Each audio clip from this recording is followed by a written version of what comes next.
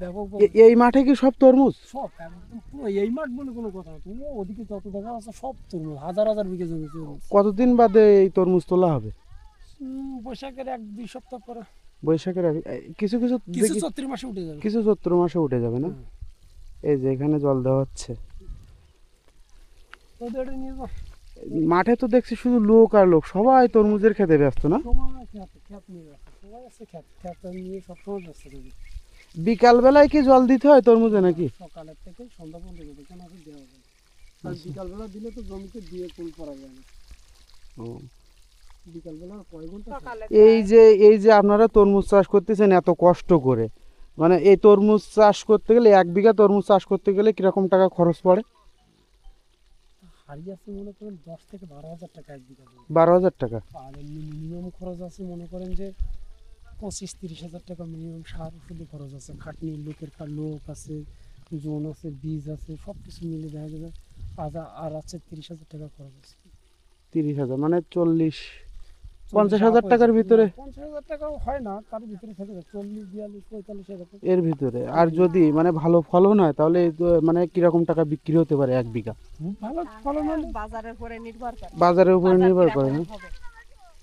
তো ওই এই তোমার পিছনে একটু জল দেবে, এই যে তোমার পার কাছে সাদা দেখা যাচ্ছে, মানে আনুমানিক কিরকম টাকা বিক্রি হয় সর্বনিম্ন? হ্যাঁ গত বছর মনে করেন 1 লাখ টাকা করে বিক্রি হয়, বা 70-80-90 এরকম। 70-80-90। 70-80-90। আপনি এখানে কত বিঘা জমি চাষ করেছেন? আমরা তো দুইবার মিলে 18 বিঘার বেশি আছে, মানে দুইবার এমনি পার্টনার হিসাবে আছে 18 বিঘা আছে, আর এমনি পার্সোনাল আছে এই 2 বিঘা আছে, দিদির আছে আছে। মানে সবার গাছের থেকে আপনার গাছগুলো বড় দেখছি এখানে, এর বিশেষত্বটা কি? মানে আপনি কি আগে লাগিয়েছেন? মানে মাঠে যতগুলো ক্ষেত দেখেছি সবাই আছে 1-2 দিন আগে। আপনার গাছে অলরেডি ফল এসে গেছে, কিন্তু অন্যান্য গাছে দেখছি এখনো ফুলও আসেনি।